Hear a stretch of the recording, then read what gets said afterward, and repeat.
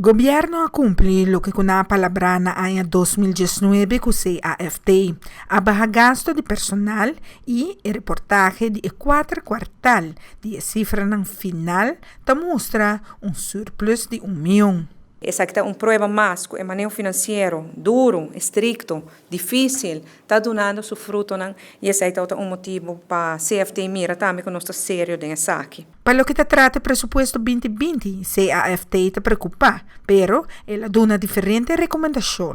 Desde ano passado, novembro, ora me estava na Holanda, nossa palavra com o governo holandês, para dar-nos pouco mais tempo, para não vir aanwijzing, ribe tema de begroting, para so uma lei bolou por bingo aanwijzing, para nós pedir agora, dar-nos espaço, nós ora com o senhor Knops, ministro Knops está na Aruba, e nós bolou toque tema aqui, nós pedimos pouco mais espaço, e agora que não, tu costa mostra que nós está aí, Conselho de Raad van Advies esse man aqui,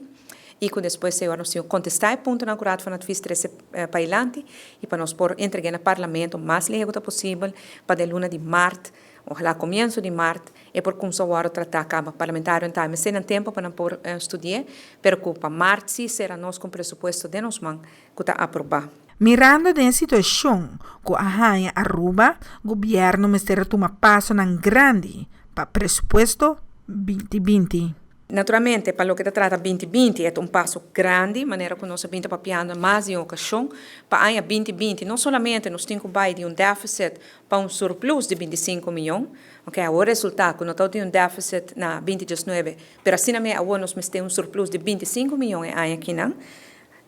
A parte disso, nós temos também extra interesse para pagar, em ano que comparar com o ano passado de 50 milhões, nós temos extra PPP para pagar de 18 milhões, nós temos déficit adicional de asset fee para pagar de 12 milhões e nós temos algum gasto adicional que também de 5 milhões. Esse é o qual está é peso para o presupuesto 2020 hobby mais grande e esse é o que atarda o processo. Sin embargo, de maneira como avisamos, nós espera de o Conselho de Raad van Advies semana que fim de semana, que amanhã, ante ora nós vamos contestar e entregar o presupuesto que mais rápido possível no parlamento e que esperança que em março nós trata o presupuesto e finalize também. Para Arubiano, a mita fara bukout.